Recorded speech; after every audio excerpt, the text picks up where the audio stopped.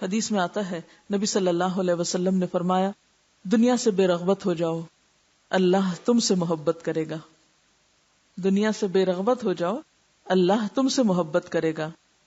لوگوں کے پاس جو کچھ ہے اس سے بے رغبت ہو جاؤ لوگ تم سے محبت کریں گے.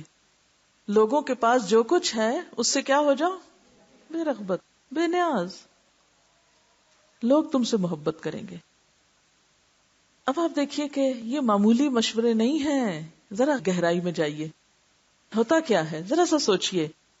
آپ دنیا سے بے رغبت ہوئے، دنیا کے پیچھے نہیں بھاگ رہے، ہلکان نہیں ہو رہے، کوشش کر رہے ہیں، ضرورت کے لیے کما رہے ہیں، آپ ہلکان نہیں ہو رہے. اب نتیجہ کیا ہوگا؟ آپ کو ذہنی یکسوئی اور اطمینان ہوگا کہ نہیں؟ آپ نے کوشش کی، محنت کی، میرا اتنا ٹائم ہے یہ دنیا کے لیے، مجھے اتنا ہی بس کام کرنا ہے، اس سے اگلا وقت میری آخرت کے لیے مجھے یہ نہیں دینا، اتنا کام کرنا ہے، اسی میں گزارا کرنا ہے مجھے، اس سے آگے مجھے اور کام بھی کرنے ہیں. تو جب آپ دنیا کے لیے لمیٹڈ کرتے ہیں نا اپنے آپ کو، تو باقی وقت پھر بچتا ہے، آپ کے پاس فرصت آتی ہے کہ آپ آخرت کے لیے بھی کام کریں. اچھا اس سے کیا ہوگا؟ ذہنی یکسوئی. آپ کو پتا ہے کہ یہ میرا اب آخرت کے لیے کام ہے، یہ وقت اس کام کے لیے مقرر ہے. اب آپ جب اس کام میں ہیں تو پوری طرح ڈوبے ہوئے ہیں، آپ ادھر نہیں غم کھا رہے اس کا، پورے یکسو ہیں. اچھا جب یکسو ہیں تو آپ کے کام کی کوالٹی پہ فرق پڑے گا. آپ تھوڑا سا بھی دین کی خدمت کا کام کریں گے نا، وہ اتنا خوبصورت ہوگا، اتنی کمٹمنٹ کے ساتھ ہوگا، اتنا اچھا ہوگا، کیونکہ اب آپ اس میں اپنی دنیا نہیں گزارے کہ آپ یہاں بیٹھے اور سوچے ہائے وہ میرے بچے کا کیا ہوگا، ہائے وہ فلانے کا کیا ہوگا، وہ میرے گھر کا کیا ہوگا، وہ نوکروں نے تو آج شیشہ ہی توڑ دیا ہوگا، اور آج پتہ نہیں چمچوں کا رنگ ہی اتار دیا ہوگا، اسکریچز کر دیے ہوگے کراکری پر، اور فلانا ہو گیا ہوگا اور فلانا. بیٹھے یہاں ہے، سوچ گھر کی رہے. کیسے نہ یکسوئی ہے، نہ آپ کو پوری بات یہاں کی سمجھ آئے گی، نہ آپ جذب کریں گے، نہ آپ کا عمل بدلے گا، یہاں ہو کے بھی کہیں اور ہے. اچھا اور جب دنیا میں ہے تو پھر آپ بس رونا رو رہے ہیں، وہ نماز جا رہی ہے، وہ فلانا ہو رہا ہے، وہ فلانا، خام خواہ کے واہ ویلے، کرنا کرانا کچھ نہیں، میں دوسروں کو مطمئن کرنا جو آس پاس کھڑے ہیں. تو جو شخص یکسو ہوتا ہے اس کے عمل کی کوالٹی بڑھتی ہے، اور ایسا ہی شخص کسی چیز کی ڈیپتھ میں جا سکتا ہے. آپ کو ریسرچ کرنا ہے، آپ کو کسی چیز کی گہرائی میں جانا ہے، آپ کسی چیز کی تہہ تک پہنچنا چاہتے ہیں تو آپ کو یکسوئی ضروری ہے. اب یہاں کیا ہوگا کہ آپ کی نماز میں خشوع آئے گا کہ نہیں آئے گا؟ تو آپ محبوب نہیں ہوں گے خدا کے. آپ بے غرض ہو کر دیں گے اللہ کے راستے میں بغیر ریاکاری کے اور بغیر شہرت کے طلب کے، کیا اللہ آپ سے محبت نہیں کرے گا؟ آپ چھپ کر اللہ کی رضامندی کے کام کریں گے جس کو کوئی نہیں جانتا ہوگا، صرف خدا کی خاطر، کیا اللہ آپ سے محبت کرے گا یا نہیں کرے گا؟ تو دنیا سے بے رغبتی اللہ کی محبت کا ذریعہ بنتی ہے. اچھا اب آ گئی لوگوں کے پاس جو کچھ ہے اس سے بے رغبت ہونا. اچھا اس سے کیا ہوتا ہے؟ انسان کے اندر سے جو ٹو لگانے کی عادت ہے، تجسس کی عادت، وہ ختم ہو جائے گی. وقت بچے گا یا نہیں بچے گا؟ مثلا کوئی شخص کوئی لفافہ لے کے کہیں جا رہا ہے، اب آپ نے اپنا کام چھوڑا، آپ دیکھ رہے ہیں یہ کہاں جا رہا ہے، اچھا کس سے بات کر رہا ہے، کس کو دے رہا ہے، اس کے اندر کیا ہوگا. پھر کوئی مل گیا اس سے بھلا تمہارا کیا خیال ہے اس میں کیا ہوگا. آگے کتاب کھلی پڑی ہے اور وہ غور و فکر کس پہ کر رہا ہے؟ جو لوگوں کے ہاتھ میں اس پر. اپنا کام چھوڑ کے اوروں کے کام میں مداخلت، یہ یکسو ہونے کی علامت ہے. اپنے سے زیادہ اوروں کی چیزوں میں دلچسپی. آج جا کے آپ نے جب کسی اور کی چیز کی طرف دھیان جائے تو کیا سوچنا ہے؟ اپنا جائزہ لینا. سانو کی لگے اپنے کم نل کم. اب آپ دیکھیں کہ جب آپ لوگوں کی چیزوں میں دلچسپی لینے لگتے ہیں تو لوگوں کا ریاکشن کیا ہوتا ہے؟ آپ سے اوائڈ کریں گے نا. یعنی جس شخص کے بارے میں یہ پتا چل جائے کہ وہ ہر چیز میں انٹرفیئرنس کرتا ہے تو آپ بھاگیں گے اس سے. وہ آ گیا فلاں، میں نہیں اس کے سوالوں کا جواب دے سکتی، میں جا رہی ہوں. قدرتی طور پر ایک اریٹیشن دل میں آئے گی آپ کے کہ یہ کس قسم کا شخص ہے، اس کا اپنا کوئی کام نہیں. تو جب انسان لوگوں سے بے نیاز ہوتا ہے تو لوگوں کی نظروں میں اونچا ہو جاتا ہے، کیونکہ اس کو پتا ہوتا ہے اس شخص کو میرے کسی چیز سے دلچسپی نہیں، نہ میرے لباس سے دلچسپی ہے، نہ میرے زیور سے دلچسپی ہے، نہ میرے شکل و صورت سے، نہ میری کسی اور چیز سے. تو قدرتی طور پر وہ دوسرے کے لیول سے اوپر اٹھ گیا. جب وہ اوپر اٹھا تو خود ہی محبوب بن گیا. اور جب وہ آپ کی چیزوں میں دلچسپی لینے لگ گیا تو قدرتی طور پر آپ کے لیے تھریٹ بن گیا. اب جب تھریٹ بنا تو آپ کی محبت کھو گئی، چلی گئی، آپ کے دل سے نکل گئی. تو جب خدا کا محبوب بننا چاہتے ہیں آپ تو خدا کے طالب بھی بنے، اللہ کی خاطر کام کرنا شروع کریں. اور اگر لوگوں کا محبوب بننا چاہتے ہیں تو جو لوگوں کے ہاتھ میں ہے، جو لوگوں کے پاس ہے، جو لوگوں سے متعلق ہے، اس سے بے نیاز ہو جائیں. چھوڑیں اس کو، چھوڑیں لوگوں کو اور ان کی دنیا کو. کیوں لالچ بھری نظروں سے دیکھتے ہیں؟ کیوں دل میں جلتے اور کڑتے ہیں؟ کیوں دیکھ کے غمگین ہوتے ہیں؟ آپ کا دل جو اللہ نے اپنی محبت کے لیے بنایا تھا، آپ لوگوں کے پاس جو کچھ ہے اس محبت میں رو رہے ہیں، اس چیز کی محبت میں رو رہے ہیں. کتنے گھاٹے کا سودا ہے. ذرا سوچئے اس بات کو، غور کیجئے اس پر. ہمارے اوقات کا ایک بڑا حصہ لوگوں کی ذات کے اوپر باتیں کرنے اور تبصرے کرنے، لوگوں کی چیزوں کے اوپر تبصرے کرنے اور ان چیزوں کی ٹو لگانے اور ان چیزوں کے پیچھے جانے اور ان چیزوں کے حصول کے لیے کوشش کرنے میں لگ جاتا ہے. یہاں ایک واقعہ کسی نے لکھا ہے کہ ان کی ملاقات ایک شخص سے ہوئی، کمپیوٹر انجینئر تھا وہ شخص، اور وہ ان کے 2 رشتہ داروں کے ساتھ ان کے گھر پہ ملے. اس وقت وہ سرکاری ملازم تھے. وہ شخص کہتے ہیں کہ میں 1 گھنٹہ تک وہاں رہا. اس پورے وقت میں نے دیکھا کہ وہ شخص اپنے فن کا ماہر ہے، انتہائی ایکسپرٹ ہے. تو میں نے غور کیا کہ اس کی زندگی کیا خاص بات ہے کہ یہ اپنے فن کا ماہر ہے.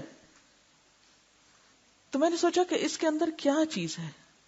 وہ خوبی میں نے تلاش کرنے کی کوشش کی، اور وہ خوبی کیا تھی؟ اپنے کام سے کام، اپنے کام سے اتنی دلچسپی کہ دوسروں کی طرف جھانکنے کی فرصت نہیں. ہماری کمزوری کیا ہے؟ دوسروں کے کام سے اتنی دلچسپی کہ اپنے کام کے لیے فرصت نہیں.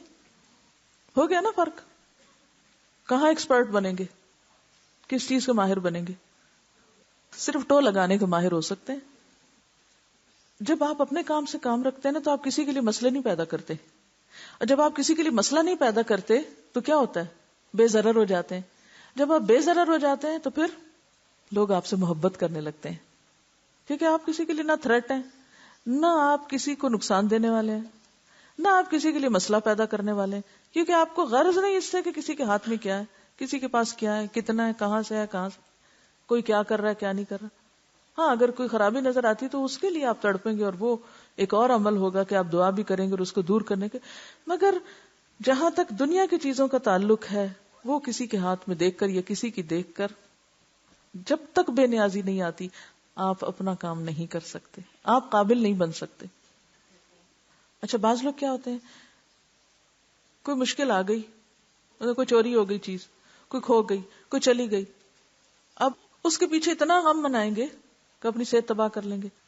اور وہ جو انرجی لگنی تھی کسی تعمیری کام میں، وہ کس میں لگ گئی؟ اس چیز میں جو ہاتھ میں آنے والی نہیں. اب ہونا کیا چاہیے؟ جو چیز ہاتھ سے چلی گئی، نقصان کا سبب جان کر ان سارے دروازوں کو بند کریں جہاں سے نقصان ہوتا ہے، اس کی مرمت کریں، اور اس کے بعد اس کی تلافی کرنے کا طریقہ سوچیں. حضرت عبداللہ بن عمر کہتے ہیں کہ رسول اللہ صلی اللہ علیہ وسلم نے میرا کندھا پکڑ کر فرمایا، دنیا میں اس طرح رہو گویا کہ تم اجنبی ہو. یعنی دنیا کی چیزوں سے کیسا تعلق ہو تمہارا؟ اجنبی والا.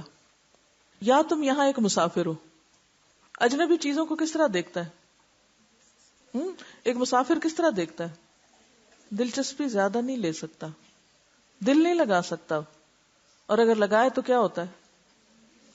حضرت عبداللہ بن عمر کہا کرتے تھے، بخاری کی روایت ہے کہ جب تم شام کرو تو صبح کا انتظار نہ کرو، اور جب تم صبح کرو تو شام کا انتظار نہ کرو. اپنی صحت سے اپنے مرض کے لیے لے لو، اور اپنی زندگی سے اپنی موت کے لیے کچھ حاصل کر لو.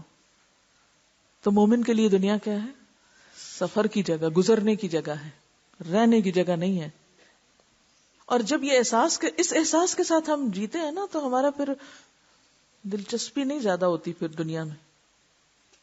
وہ اپنی ضروریات پوری کرتا ہے لیکن دھیان اس کا وہ اگلے گھر کی طرف رہتا ہے. اسی لیے اس کے اندر پھر صبر بھی آ جاتا ہے. اس کے بغیر صبر نہیں آ سکتا. اسی سے قناعت آتی ہے. پیچھے ہم قناعت کی باتیں پڑھتے رہے کہ قناعت آتی کہاں سے؟ یہیں سے آتی، دنیا سے بے رغبتی سے آتی ہے. کیا کہا میں نے؟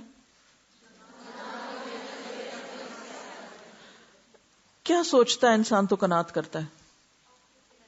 مثال کے طور پر آپ کی شادی پر آپ کو سونے کی چوڑیاں نہیں ملی، اب آپ غمگین ہیں، اور جس کے ہاتھ میں آپ کو چوڑیاں نظر آ جائیں آپ کی نگاہ ادھر ہی جم جاتی ہے، اور آپ کو اپنی شادی کا دن یاد آ جاتا ہے جب آپ نے آنسو بہائے تھے آپ کے سسرال والے جب چوڑیاں نہیں لے کر آئے تھے. اب اس وجہ سے آپ اپنے آپ کو اتنا مظلوم سمجھتے ہیں، اتنا محروم سمجھتے ہیں کہ دل میں ایک غم لگائے ہوئے. اچھا، اس غم کی وجہ سے ایک نفرت ہے آپ کے دل میں ان لوگوں کی جو آپ کے لیے چوڑیاں نہیں لائے. اللہ جب وہ آپ سے کسی چیز کا تقاضا کرے تو آپ نہیں دے سکتے ان کو، اس لیے کہ وہ آپ کے لیے چوڑیاں نہیں لائے تھے. آپ بھول سکتے ہی نہیں. آپ کیسے معاف کریں گے ان کو؟ میں نہیں معاف کر سکتی. یہی قناعت ہے، یہی صبر ہے. دوسرا طریقہ کیا؟ انسان سوچے کہ جن کے پاس ہیں وہ بھی چلے گئے، جو پہننے والے تھے وہ بھی چلے گئے، اور جن کے پاس نہیں وہ بھی چلے جاتے ہیں. ہاں، اگر وہ کام میں کر لوں کہ جس کے نتیجے میں وہاں ان کو سونے کے کنگن پہنائے جائیں گے اور ریشم کا لباس، تو مجھے وہ کر لینا چاہیے تاکہ وہاں نہ محروم رہوں. وہاں کی محرومی اصل محرومی ہے، نہ کہ اس وقتی واقعے کا غم لگا کر اپنی آخرت کی چوڑیاں بھی کھو دوں. تو جو شخص اس دنیا کے عارضی پن کو نہیں پہچانتا، نہ وہ صبر کر سکتا ہے اور نہ وہ قناعت کر سکتا ہے. اور جو دنیا کی زندگی کی قیمت نہیں جانتا وہ ہر مرتے ہوئے لمحے سے فائدہ نہیں اٹھاتا اور ایک دن خود بھی بیکار مر جاتا ہے. تو جب تک آخرت منزل نہیں ہوگی ان لمحات سے فائدہ نہیں اٹھا سکتے، ورنہ انہی کام کے لمحات کو آپ ادھر اور ادھر اور ادھر گنوا کے ضائع کر دیں گے. ہمارا سب سے بڑا ٹائم ویسٹر غیر ضروری غیر متعلق باتوں میں وقت ضائع کرنا ہے. جن چیزوں کی کوئی اہمیت نہیں ان چیزوں کے پیچھے مرنا ہے. اب آپ دیکھیں کہ جس نے صبح سے شام کا انتظار نہیں کرنا وہ کیسے دن گزارے گا؟ بتائیے. کیسے دن گزارے گا؟ جب مجھے پتا ہو پتہ نہیں شام ہونی ہے کہ نہیں تو میرا دن کیسے گزرے گا؟ شام ہونے پر جب مجھے یہ پتا ہو پتہ نہیں سویر ہونی ہے کہ نہیں تو دن کیسے گزرے گا؟ ٹو لگاتے اور دوسروں کی چیزیں دیکھتے اور ان میں دلچسپی لیتے، اور جو پاس نہیں ہے اس پہ غم مناتے، یا جو پاس ہے اسے استعمال کرتے. مکمل طور پہ شخصیت تبدیل ہو جاتی ہے، ساری عادتیں بدل جاتی ہیں اگر ایک چیز اندر آ جائے، سب بیلنس کر دیتی ہے. اور وہ ہے دنیا پیچھے اور آخرت آگے، وہ منزل بن جائے. یہ ٹارگٹ ہٹا کے اصل ٹارگٹ سامنے رکھ لیا جائے. اب آپ دیکھیے اس آیت میں دنیا کی زندگی یا دنیا کی حقیقت کو تشبیہ دی گئی ہے بارش سے، کہ یہ بارش کی طرح ہے. دنیا کیسے ہے؟ بارش کی طرح. بارش برستی ہے، سب کا دل خوش ہو جاتا ہے. بارش کی وجہ سے سبزہ ہرا بھرا ہوتا ہے اور دل خوش ہو جاتا ہے. انسان کیا سمجھتا ہے؟ یہ رونقیں ہمیشہ ایسے ہی رہیں گی. پھر کیا ہوتا ہے؟ آہستہ آہستہ کہ وہ پیلا پڑ جاتا ہے، فصل کٹ جاتی، اور بعض اوقات فصل کاٹی نہیں جاتی بلکہ خود ہی کسی آفت کا شکار ہو جاتی. تو دونوں طرح سے اگر دیکھا جائے تو اینڈ کیا ہے، انجام کیا ہے؟ ہر عروج کا زوال. انسان کی بے بسی اور انسان کی حقیقت کہہ لیں، اس کو بیان کیا گیا ہے. اصل بات یہ ہے کہ دنیا تو خوبصورت ہے ہی، لیکن یہ نظریہ درست نہیں کہ ہم اس پر قادر ہیں. ہم بے بس ہیں، ہم کمزور ہیں.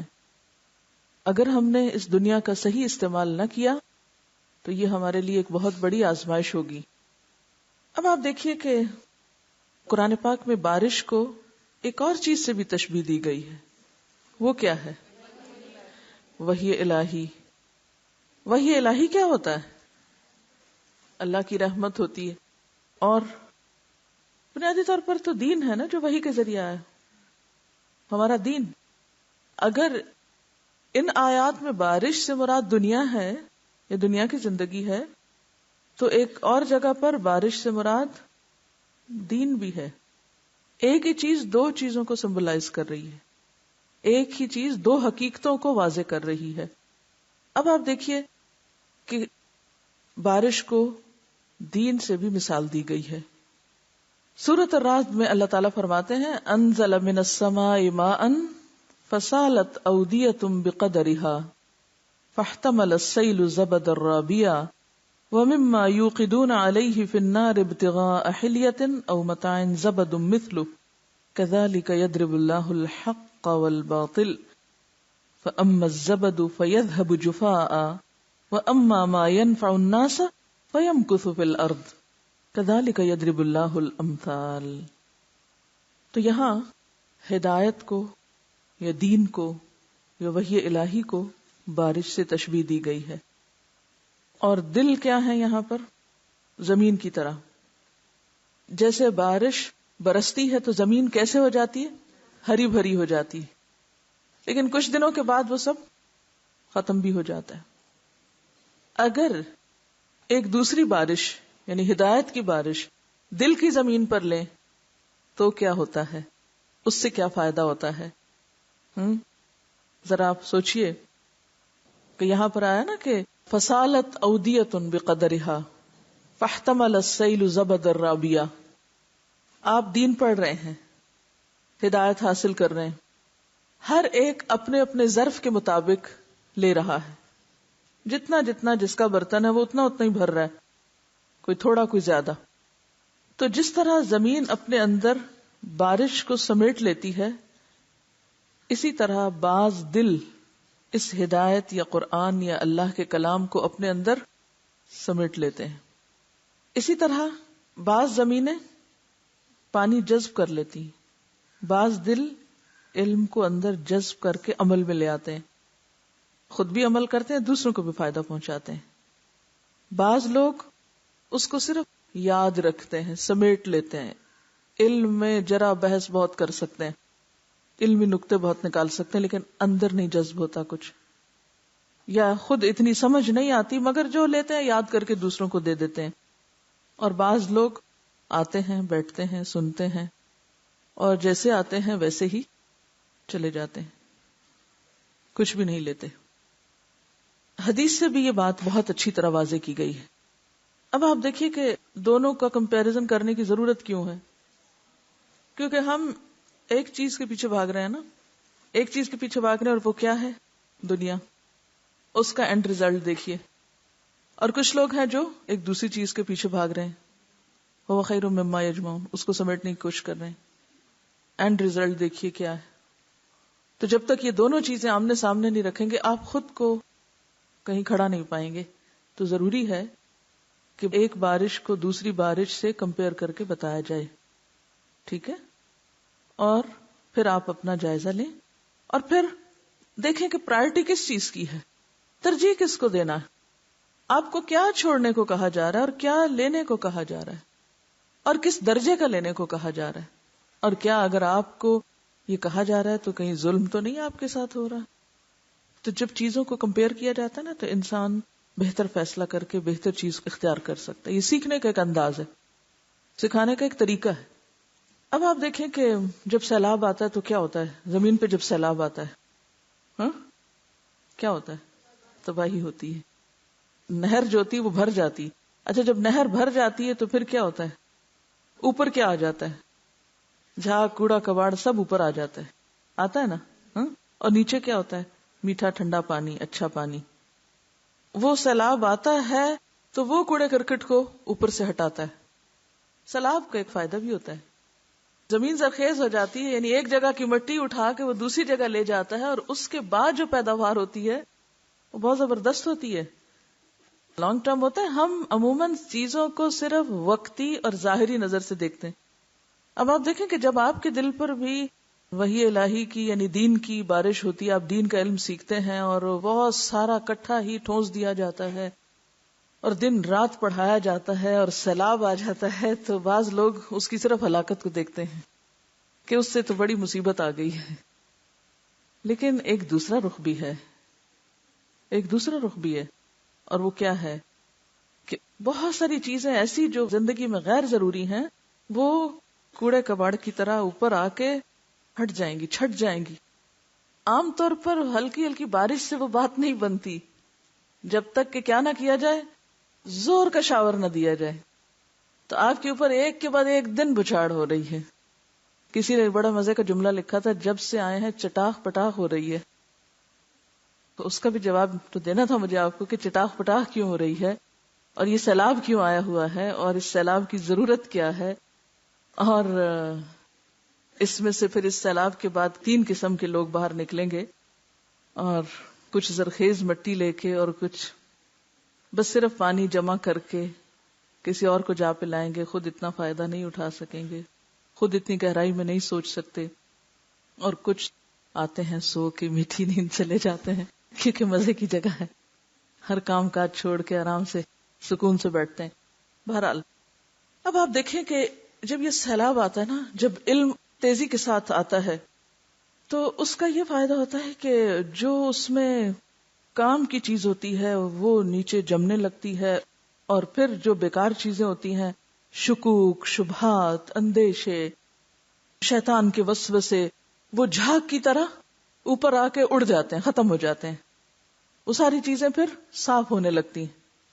ماحول بھی صاف ہوتا ہے بارش سے، اور اس کے ساتھ ساتھ دلوں کی بھی صفائی ہوتی ہے، اور وہ جو چھپی چیزیں اندر اندر ہم نے ابھی تک جمع کر کے رکھی ہے نا بہت سی تعویلوں کے ساتھ، وہ بھی ذرا سامنے آ کے نظر آنے لگتی ہیں.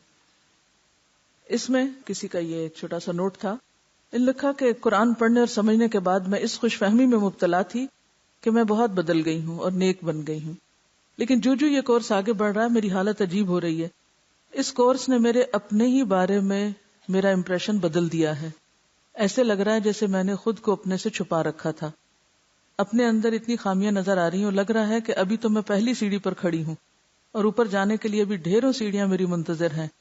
جن خامیوں کو میں نے شائنس، فرمنس اور بینگ پرنسپلڈ کا نام دیا ہوا تھا، وہ اپنے اندر کچھ اور ہی معنی چھپائے ہوئے تھی. مثلا یہاں آ کر میں نے ہر ایک کو سلام کرنے کی زیادہ کوشش شروع کی، پھر بھی میں کافی دفعہ سلام نہیں کر پاتی تھی. اس کا جواز میرے پاس یہ تھا کہ میں شائع نیچر کی ہوں، لیکن جیسے جیسے تفسیر اور سیلف انالیسس کا کام ہوتا رہا مجھے یہ احساس ہوا کہ یہ شائنس کی بات نہیں بلکہ ذات کی بڑائی کی بات ہے. مجھے اصل ڈر یہ ہے کہ اگر میں نے سلام کیا اور دوسرے نے جواب نہ دیا تو میری عزت میں کمی آ جائے گی. اب یہ بات سمجھ آ گئی کہ رسول اللہ صلی اللہ علیہ وسلم نے سلام کی اتنی تاکید کیوں کی ہے. میرے سارے پرنسپلز اپنا حق لینے پر بیسڈ تھے. جیسے اگر لائن بنی ہوئی ہے اور اس کو کوئی توڑے تو مجھے بہت غصہ آتا تھا. یہ غصہ بھی اپنی ذات کی خاطر ہوتا تھا. اس کی اصل وجہ لوگوں کی اصلاح کرنا نہ تھی، کیونکہ وہ غصے سے نہیں نرمی اور پیار سے ہوتی ہے. پہلے ان کو اس غلطی پہ معاف کرنا اور پھر ان کی اصلاح کی کوشش کرنا. اب پتہ چلا کہ بینگ پرنسپل اپنا حق چھوڑنا اور دوسروں کو دینا ہے. جب یہ سنا تھا کہ اس کورس میں مما رزقناہم پڑھائی جائے گی تو خیال آیا کہ اس کتاب میں ساری بات صدقے کی ہوگی. قرآن پڑھ کر ہم صدقہ تو کرنے ہی لگے ہیں، تو یہ کتاب ہمیں کیوں پڑھائی جا رہی. جمعے کے دن جب یہ حدیث پڑھی کہ صحابی اور ان کی بیوی نے کیسے بھوکے رہ کے ایک بھوکے شخص کی مہمان نوازی کی تو مجھے اپنے اس خیال پہ شرم آنے لگی. ہر روز میری شخصیت مجھ پہ کھلتی ہے. اب واقعی محسوس ہو رہا ہے کہ یہ اللہ کا کتنا بڑا احسان تھا کہ وہ مجھے یہاں لے آیا، ورنہ میں جس لا یشعرون کی کیفیت میں تھی اب شعوری بیداری کی طرف آ رہی ہوں. بہرحال یہ کیفیت اس وقت تک نہیں ہوتی، وہ جو اندر زمین کی تہ میں بعض اوقات مٹی میں وہ کوڑا کرکٹ چھپ جاتا ہے نا. عرصے تک بارش نہ ہو تو کیا ہوتا ہے، جب پانی نہیں رہتا تو نہر کی جو نیچے والا حصہ ہوتا ہے وہ کیسا ہو جاتا ہے. ہر آنے جانے والے کوڑا کرکٹ پھینک دیتے ہیں، کوئی آندیاں اڑا کے پتے وتے گرا دیتی ہیں، پھر اوپر سے کوئی مٹی آ جاتی ہے وہ بھی نیچے دب جاتے ہیں. اب وہ بظاہر ایسا لگ رہا ہوتا ہے کہ کوئی کوڑا نہیں ہے وہاں، کیونکہ وہ دبا پڑا ہوتا ہے نا نیچے. اب کیا ہوتا ہے، بارش آئی، سیلاب آیا، تیز پانی کا بہاؤ آیا. اب اس نے جہاں اوپر کا پتے کوڑا کرکٹ ہٹایا وہاں تہیں بھی اٹھنے لگی، اندر سے گندگی نکلنے لگی اور وہ اوپر آ کے نظر آنے لگی. بہت ساری چیزیں ہمیں اپنی خود بھی، یہ نہیں کہ میں آپ کو سکھا رہی تھی، مجھے ہر روز اپنا آئینہ بھی اندر نظر آتا ہے، خود نظر آنے لگتا. اوہ یہ چیز اس لیے ہو رہی تھی اور اس کو نام کیا دیا ہوا تھا، یہ چیز اس لیے کر رہے تھے اور اس کو ہم کہہ رہے تھے. تو یہ اس وقت تک نہیں ہوتا جب تک کہ تیز بارش نہ ہو اور سیلاب کسی کیفیت نہ ہو. اس لیے اگر زیادہ بھی کچھ دن کے لیے پڑھنا پڑ رہا ہے تو غنیمت جانیے، برسات سارا سال نہیں ہوتی. تو بات یہ ہے کہ اب آپ دیکھیے، جب یہ پانی بھر گیا آپ کے اندر اور جذب کر دیا، اب اس سے کچھ لوگ ایسے ہوں گے جس سے سبزہ اگے گا، اور وہ دوسروں کے لیے خوشی کا باعث بنیں گے. وہ اپنے پھلوں سے دوسروں کو غذا فراہم کریں گے. ٹھیک ہے. قحط دور ہوگا. کون سا قحط؟ علم کا قحط. اچھا، قحط دور ہوگا، لوگوں کو خوشی ملے گی، موسم بدلے گا، بہت سارے فائدے ان کی ذات سے دوسروں کو ہوں گے. لیکن کچھ لوگ صرف پانی جمع کریں گے، وہ کوئی پھل اور وہ سبزہ اور وہ سارے فائدے نہیں دکھا سکیں گے، وہ صرف پانی پلا دیں گے دوسروں کو جا کے. رسول اللہ صلی اللہ علیہ وسلم نے فرمایا، اللہ عز و جل نے مجھے جو ہدایت دے کر بھیجا ہے اس کی مثال بارش کی ہے. جو زمین پر برسی تو اس کے بعض خطے بہت ہی پاکیزہ اور بہتر تھے جنہوں نے بارش کو قبول کر لیا اور بے شمار چارہ اور گھاس اگا دیا، اور بعض خطے خشک تھے جنہوں نے اگایا تو کچھ نہیں، البتہ اپنے اندر پانی کو محفوظ رکھا، یعنی علم کو یاد رکھا، جس سے لوگوں نے خود پیا اور کھیتوں کو بھی پلایا. بعض ٹکڑے چٹیل اور بنجر میدان تھے جنہوں نے نہ پانی محفوظ رکھا یعنی جذب نہیں کیا، نہ گھاس اگائی. یہی تو مثال اس شخص کی ہے جس نے دین خداوندی کو سمجھا اور میری لائی ہوئی شریعت سے فائدہ حاصل کیا، خود بھی پڑھا، لوگوں کو بھی پڑھایا. اور آخری مثال اس شخص کی ہے جس نے نہ اس کی طرف سر اٹھایا، سوتا رہا، اور نہ ہی اللہ تعالیٰ کی اس ہدایت کو جو میری معرفت بھیجی گئی تھی اسے قبول کیا. ٹھیک ہے، سمجھ میں آ گئی بات؟ اب آپ دیکھیے کہ یہ پہلا طبقہ کون ہوتا ہے. اس میں نمبر 1 انبیاء ہوتے ہیں جو ڈائریکٹ وحی کو لیتے ہیں، جذب کرتے ہیں، خوب خوب انسانیت کو فائدہ پہنچاتے ہیں، اور رحمت للعالمین ہوتے ہیں. ان کا فیض کہاں تک پہنچتا ہے؟ صرف ان کے گھر تک؟ ان کے شہر تک؟ کہاں تک؟ صرف ان کے زمانے تک؟ کہاں تک؟ رہتی دنیا تک. ٹھیک ہے نا. تو یہ پہلا طبقہ انبیاء کا، اور پھر اس کے ساتھ ان کے ورثاء کا. ان کے ورثاء کون ہوتے ہیں؟ علماء، جنہوں نے اس طرح کا علم حاصل کیا، اتنی پختگی پیدا کی اس میں کہ پھر اس کے بعد انہوں نے دوسروں کو، صرف اپنے شہر کے لوگوں کو نہیں، یاد رکھیے، صرف اپنے ملک کے لوگوں کو نہیں، صرف اپنے زمانے کے لوگوں کو نہیں، بلکہ رہتی دنیا تک لوگوں کو فیض پہنچایا.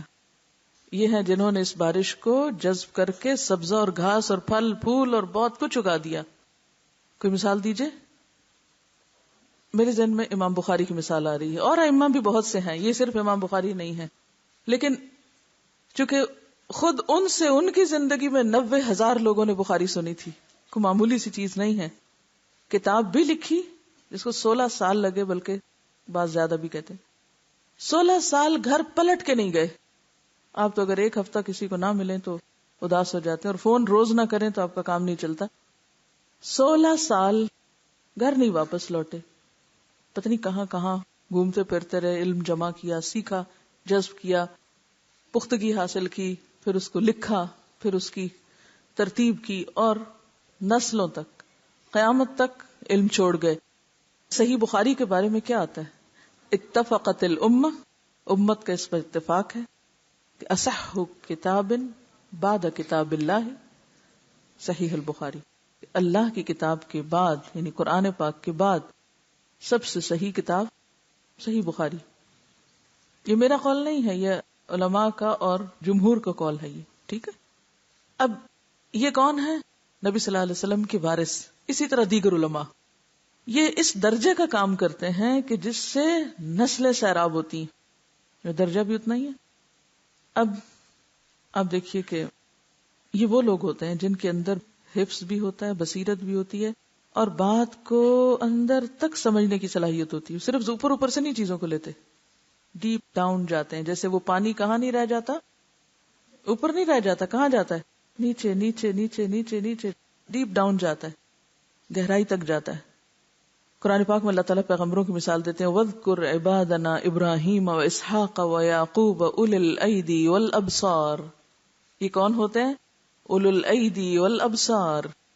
یہ اللہ کے بندے ہاتھوں والے اور نگاہوں والے ہوتے ہیں، بصیرت والے ہوتے ہیں، غور و فکر کرنے والے ہوتے ہیں، دور تک کی سوچنے والے ہوتے ہیں، صرف ظاہری باتیں نہیں دیکھتے. یعنی ان کو حق کی معرفت اور حق کی پہچان اور اس میں غور و فکر کی صلاحیت، اور پھر صرف خود اپنی ذات کے اندر ہی گم ہونے کی صلاحیت نہیں بلکہ اس کو ایکسپریس کرنے کی صلاحیت بھی ہوتی ہے. وہ صرف کتاب لکھتے نہیں، کتاب لکھی ہوئی پڑھ کے بھی سناتے ہیں لوگوں کو، یعنی وہ آگے بھی پہنچاتے ہیں. دو طرفہ فیض ہوتا ہے ان کا. اور پھر یعنی علم جمع کرتے کرتے کرتے وہ اندر جا کے جذب ہوتا ہے. پھر اس کے اندر سے وہ مختلف مائنڈز جو ہیں وہ کس طرح بنتی ہیں پتہ ہے آپ کو؟ زمین کے اندر مختلف جو قیمتی مواد ہوتے ہیں وہ کس طرح بنتے ہیں. جتنا زمین کے اوپر ٹیمپریچر زیادہ ہوتا ہے یا اس کے اوپر پریشر بڑھتا ہے اتنا ہی وہ اندر تک چیزیں کیا سے کیا بن جاتی ہیں، قیمتی سے قیمتی دھاتیں بن جاتی ہیں. اب آپ دیکھیں ایسے لوگ علم کا، محنت کا، ریسرچ کا، لوگوں کی باتوں کا، مخالفت ہر چیز کا اتنا پریشر ٹیمپریچر لیتے ہیں کہ وہ چیزیں دل کی گہرائی کے اندر جا کھپتی ہیں اور پھر وہ وقت آنے پر ایک خزانے کی شکل میں نکلتی ہیں جس سے پھر لوگ فائدہ اٹھاتے ہیں. ٹھیک ہے نا. کچھ لوگ ہوتے ہیں بات بے بات بولنے والے، بات سمجھ آئی ہے یا نہیں، بات کچھ ہو رہی ہے کسی اور طرف چل پڑیں گے. تو اس سے کیا نقصان ہوتا ہے، پھر وہ گہرائی میں نہیں جا سکتے. تو جو پانی زمین کے اوپر صرف بہتا رہتا ہے اس کا اپنا ایک فائدہ ہے، لیکن جو پانی جذب ہو کے وہ اندر چلا جاتا ہے وہاں صرف پودے ہی نہیں اگاتا، بعض اوقات وہ قیمتی دھاتوں میں بھی بدلتا ہے عرصہ دراز تک اندر رہ کے.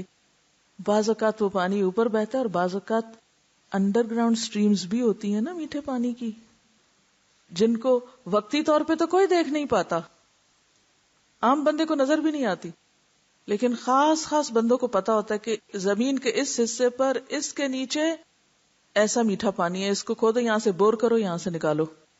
پھر وہ وہاں سے نکال لیتے ہیں. یعنی ان کا علم ہر دور کے لیے فائدہ مند ہو جاتا ہے اور ضرورت پیش آنے پر قدردان لوگ اس سے فائدہ اٹھاتے رہتے ہیں اور اس طرح وہ ہمیشہ کے لیے فائدہ مند بن جاتے ہیں. ایسے لوگ خود ساز نہیں تاریخ ساز ہوتے ہیں، آئندہ نسلوں تک کام کو لے جاتے ہیں. حضرت علی رضی اللہ عنہ ایک سوال کے جواب میں فرماتے ہیں جو آپ سے دریافت کیا گیا. ان سے پوچھا گیا کیا رسول خدا نے تمہیں دوسرے لوگوں کے علاوہ کوئی خاص چیز بھی عنایت کی ہے؟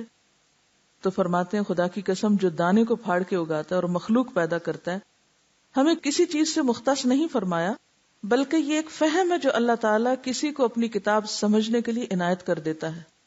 یعنی کیونکہ حضرت علی رضی اللہ تعالیٰ عنہ کا علم بھی بہت گہرا تھا، تو لوگ ان سے پوچھتے ہیں کہ کیا آپ کو دوسروں کے علاوہ کوئی الگ بھی چیز دی گئی ہے؟ تو انہوں نے کہا کہ نہیں، الگ کوئی چیز نہیں دی گئی. اصل بات یہ ہے کہ دوسروں میں اور مجھ میں فرق کیا ہے کہ یہ اللہ کے دی ہوئی ایک فہم کی صلاحیت ہے. بعض لوگ ایک آیت کو پڑھتے ہیں بس وہ صرف ظاہری معنی لیتے ہیں، اور بعض لوگ اس کو پڑھتے ہیں تو کہاں تک لے جاتے ہیں اس کو، گہرائی تک، بعض اس سے بھی آگے تک چلے جاتے ہیں. تو ڈپینڈ کرتا ہے کہ آپ کا شوق کتنا ہے، آپ کی محنت کتنی ہے، آپ کتنا اس چیز کو قبول کرنے کی صلاحیت رکھتے ہیں. فاحتمل السیل زبد الرابیہ. تو بات یہ ہے کہ یہ فہم اور گہرائی کی بات ہے، ڈیپتھ کی بات ہے. تو کچھ لوگوں کو اللہ زیادہ علم دیتا ہے، اسے جذب کرتے ہیں، گہرائی تک جاتے ہیں، سمجھتے ہیں اور پھر اسی کے مطابق ایکسپریس کرتے ہیں، سمجھاتے ہیں اور بانٹتے ہیں ان خزانوں کو. اب آپ دیکھیں کہ ایسے علم کو بھی خزانے سے تشبیہ دی گئی ہے، لیکن وہ کھرا کب ہوتا ہے وہ خزانہ؟ جب وہ بھٹیوں میں تپتا ہے، جو آیت کے اگلے حصے میں آتا ہے نا، اور اس سے بھی میل کو چیل اٹھ کے باہر آ جاتا ہے. ٹھیک ہے. تو اسی طرح جو شخص اس خزانے کو خرچ کرتا ہے، وہ ایسا علم دوسروں کو دیتا ہے، کیا وہ بھی سونے چاندی کے صدقے کی طرح نہیں؟ اگر آپ کسی کو ایسا علم دے رہے ہیں یا اس طریقے پر دے رہے ہیں کہ جو گہرائی پر مبنی ہو، تو وہ دراصل کیا دینا ہے؟ ایک طرح سے ایک ہے اوپر اوپر سے پانی دے دینا، ادھر سے لیا ادھر دے دیا، اور ایک یہ ہے کہ نیچے سے نکال کے لا کے دینا. فرق ہے نا. پانی پلانا بھی ثواب کا کام ہے، لیکن سونا چاندی خرچ کرنا ایک الگ معنی رکھتا ہے. ٹھیک ہے. اچھا، تو دوسرا طبقہ پھر کون سا ہے جو پانی پلانے والا ہے؟ پہلا سونا چاندی خرچ کرنے والا ہے، دوسرا پانی پلانے والا ہے. جسے حدیث میں ہے نا کہ بعض زمینیں کیسی ہوتی ہیں، بعض دل کیسے ہوتے ہیں، بس وہ علم کو یاد کر لیتے ہیں اور پھر کوئی جانور کوئی انسان آ کے پی کے چلا جاتا ہے. تو جو لوگ علم کو روک لیتے ہیں، یعنی یاد تو کر لیتے ہیں، ٹیسٹ میں پاس ہو جاتے ہیں، وہ پھر اس کو اتنا جیسے یاد کیا ویسے ہی آگے دیتے جاتے ہیں. بعض لوگ یہ کہتے ہیں نہیں ابھی تو ہم عالم نہیں بنے، کسی کو کچھ نہیں دیں گے. نہیں بنے تو ٹھہر جاؤ، ابھی جتنا ظرف میں ہے اتنا تو دے ڈالو. اس کو بھی دینے کی بات آ رہی ہے یہاں پر. یعنی جو یاد کیا، رٹا، پڑھا، جتنا بھی سطحی سمجھ آئی اتنا ہی آگے پاس آن کر دیا. یہ اس میں بھی خیر ہے، یہ بھی خیر پہنچا رہے ہیں. ٹھیک ہے نا، اس میں بھی بھلائی ہے. آپ صلی اللہ علیہ وسلم نے ایسے لوگوں کے لیے دعا نہیں کی، نضر اللہ امرأ سمع مقالتی فوعاها. اللہ اس شخص کو تر و تازہ رکھے جس نے میری کوئی بات سنی، پھر اس کو یاد رکھا، پھر اس کو جیسے سنا تھا ویسے آگے پہنچا دیا. ورب حامل فقہ الی من ہوا افقہ منہ. تو بہت سے فقہ کے اٹھانے والے، یہ پانی اٹھانے والے اس شخص تک لے جاتے ہیں پانی کو جو لانے والے سے زیادہ سمجھدار ہوتا ہے، زیادہ گہرائی میں اس کو پھر جذب کر لیتا ہے اپنے اندر، اور زیادہ بہتر خزانے اگلتا ہے بعد میں. تو اس لیے ایسے علم کو بھی روکنا نہیں چاہیے، پہنچاتے چلے جانا چاہیے. لہذا کوئی شخص یہ سوچ کے مت رک جائے ابھی میرا علم پختہ نہیں، ابھی تو میں سونا نہیں بنا، اور ابھی میں چاندی نہیں بنا، اور ابھی تو میں گہرائی میں نہیں گیا، اور ابھی تو میں علامہ نہیں بنا، لہذا میں ابھی کیا سکھاؤں. جو آپ نے سمیٹا ہے، جو آپ نے لیا ہے، چاہے آپ گہرائی میں نہیں ابھی جا کے سمجھ سکے، لیکن اس میں ایک شرط ضروری ہے، جیسا لیا ہے ویسا دینا ہے آگے، نہ کمی نہ بیشی. تو ابھی آپ خیر بانٹنے والے ہیں. اور آپ دیکھیے پانی پلانا کوئی معمولی نیکی ہے؟ پانی پلانا معمولی نیکی ہے؟ افضل ترین صدقہ ہے پانی پلانا. تو یہ آپ آگے پلاتے ہیں، گویا خیر کو بانٹتے ہیں، اس سے بھی لوگوں کی بھوک نہیں تو پیاس ختم ہو جاتی. ٹھیک ہے نا. کچھ علم ایسے ہوتے ہیں جن سے بھوک اور پیاس ختم ہوتی ہے، اور کچھ سے صرف پیاس. اب آپ کسی کو پانی اس لیے نہ دیں کہ میرے پاس کھانا نہیں، کھانا چونکہ پکا ہی نہیں ابھی، پانی تو پکانے کی ضرورت نہیں، لیکن کھانا پکا نہیں، کھانا پکانا پڑتا ہے، تب آپ کھانا کھلا سکتے ہیں کسی کو، اور وہ وقت لگتا ہے، اس پہ محنت لگتی، سالوں لگتے ہیں. اب آپ سالوں پانی روکے رکھیں کہ میرے پاس ابھی کھانا نہیں پکا میرا، تو لوگ کھانے کے بغیر تو زیادہ دن بھی زندہ رہ لیں گے، پانی کے بغیر مر جائیں گے. بانٹے پانی، دیں آگے. اب اس میں بہت سارے راویان حدیث آتے ہیں جنہوں نے حدیثیں صرف روایت کی ہیں، وہ فقہ کے درجے پہ نہیں پہنچے، انڈرسٹینڈنگ کے لیول پر نہیں پہنچے، لیکن انہوں نے کیا کیا، جیسے سنا، لکھا، یاد کیا، آگے دے دیا. اور لینے والے پھر آگے 3 قسم کے تھے، پھر انہوں نے 3 طرح کے چھٹ گئے. یعنی یہ بہت نیچرل ہے. پھر 3 طرح کے لوگ، پھر اس میں سے آگے گئے، پھر 3 طرح کے لوگ. تو یہ 3 کیٹیگریز تو ہمیشہ رہیں گی، اس سے نہیں آپ نکل سکتے. یہ الگ بات ہے کہ ایک سے دوسری سے تیسری میں انسان پھر چلا جائے، لیکن یہ کیٹیگریز ضرور رہیں گی. اب آپ دیکھیں کہ صحابہ میں مثال ملتی ہے حضرت ابو ہریرہ کی. ابو ہریرہ رضی اللہ تعالیٰ عنہ نے کتنی حدیث روایت کی تھی؟ 5000 کے قریب. ٹھیک ہے نا، یا 5000 سے زائد. لیکن ان کے فتاوی آپ کو یا ان احادیث کی آگے وضاحت یا فہم وہ اتنا نہیں ملے گا. اس کے برعکس عبداللہ بن عباس کون ہے؟ کیا کہا جاتا ہے ان کو؟ حبر الامہ، حبر الامہ، امت کے عالم، احبار سے نا. انہوں نے آپ صلی اللہ علیہ وسلم سے جو احادیث سنی ہے وہ صرف 20 ہیں تقریباً. کیوں؟ شوق نہیں تھا ان کو، چھوٹے تھے. لیکن باقی علم انہوں نے کہاں سے حاصل کیا؟ صحابہ سے، دیگر صحابہ سے، اکابر صحابہ سے لیا. لیکن اس علم میں اتنا فہم اور استنباط کا درجہ پایا کہ ان کی جو فقاہت کا مرتبہ ہے وہ بہت آگے. ٹھیک ہے نا، روایت کے مقابلے میں بہت آگے ہے وہ. ابن حزم جو ہے، نام تو اب سن لیا ہوگا نا ابن حزم کا، انہوں نے 7 ضخیم جلدوں میں آپ کے فتاوی جمع کیے ہیں. کس کے؟ ابن عباس کے. 7 موٹی جلدوں میں آپ کے فتویٰ جمع ہوئے ہیں. حالانکہ روایت میں آپ کتنے ہیں؟ صرف جو ڈائریکٹ آپ نے حضور صلی اللہ علیہ وسلم سے سنا ہے. اسی طرح حضرت عائشہ کو آپ دیکھیں، روایت میں حضرت ابو ہریرہ سے نسبتاً کم ہیں، آدھے درجے پہ ہیں تعداد، لیکن فہم اور سمجھ اور بات کی گہرائی تک پہنچنے میں کہیں آگے. استدراکات عائشہ کے نام سے چیزیں موجود ہیں جس میں وہ دیگر صحابہ کو بھی چیز کرتی ہیں کہ یہ بات یوں نہیں یوں ہے، حالانکہ ان کی عمر کیا تھی اس وقت 18 سال تھی. تو اسی طرح پھر آگے ہر دور میں یہ 3 طبقے موجود رہیں گے.